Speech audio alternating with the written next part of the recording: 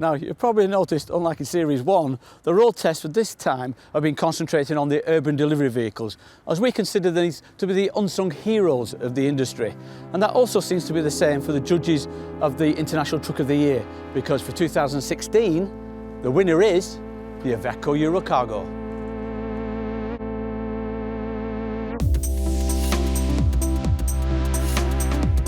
The new Eurocargo is based on the previous $500,000 selling model, but with revised functionality, efficiency, safety, and of course, a brand new look inside and out.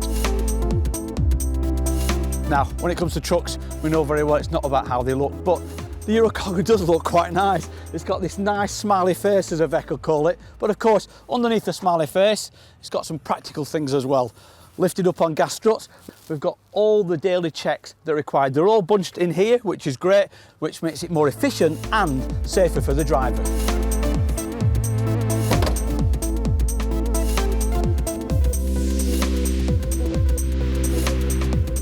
Now, the great designs outside are continued, thankfully, inside the cab. And one of the main areas are the seats itself. First of all, the driver's seat, nicely sculpted, a bit like a rally driver's seat, to be honest. And then the one thing that impresses me more than anything else is a dual passenger seat. Normally it's flat, but here they're sculpted. Well done to the designers at Iveco for that.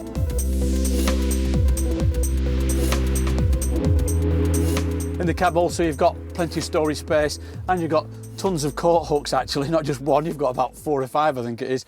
If you look inside there, overhead you've got the storage areas, you've also got the tacho, and you've got the radio, and you've got some nice cross cab access as well, which is obviously really required in urban delivery vehicles. And last but not least, you've got what the future's going to be. We've got the telematics systems. Iveco call it the unified telematics platform, and that's the way it is. And here it will tell you, it gives you displays on the tachograph itself, what's going on, i.e. driver's hours, etc., what we need. Also looks at coaching style, so it coaches your driving, etc., and then also gives you sat nav information and data, and that's all in a 7-inch screen. What are the prerequisites for a city truck? The strangled parrot is our indicator, as always. First of all, automatic gearbox for me. Here we've got the ZF 6-speed gearbox, and it alternates. We've got a simple system here, 3 buttons, D for drive, obviously, N for neutral, and R for reverse. You can flick between auto and semi-auto by pressing the D. Second thing you need in the city is obviously great visibility. This vehicle isn't sat down as low as you get with our Asian vehicles, like the Canter, Asian based, the Canters and the Isuzus, but again, you've got good visibility, nice big wide windscreen. We've got our 6 mirrors, our class 5 and class 6 mirrors, so we've got a full set of not only in front of us, and also I can see well behind me as well, and you feel like you know what's going on around the truck, which is really vital. It's a really comfortable driving position. Nice big rest here to put your arm, which is what you want. Certainly I need that, and getting to my age. And it's really, really comfortable. You feel relaxed, and that's what I want. When I'm driving a truck, I don't want to I feel like I'm hassled, and I certainly don't want to feel when I'm in the city that I'm really struggling.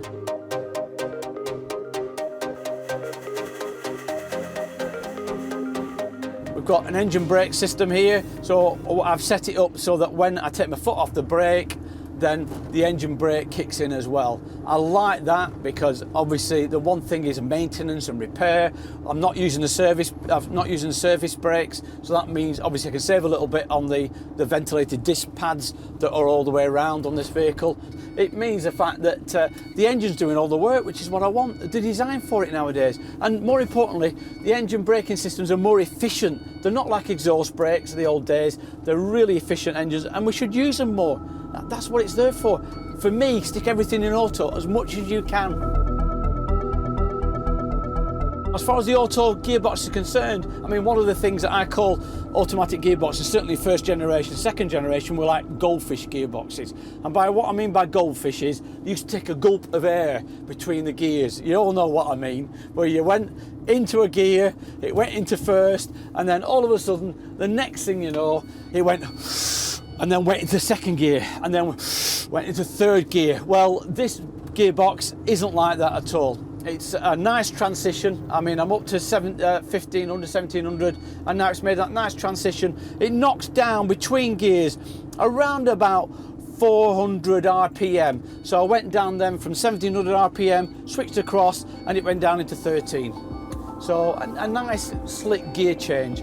It allows you to concentrate on the road, which is what it's all about. It's all about safety in the city.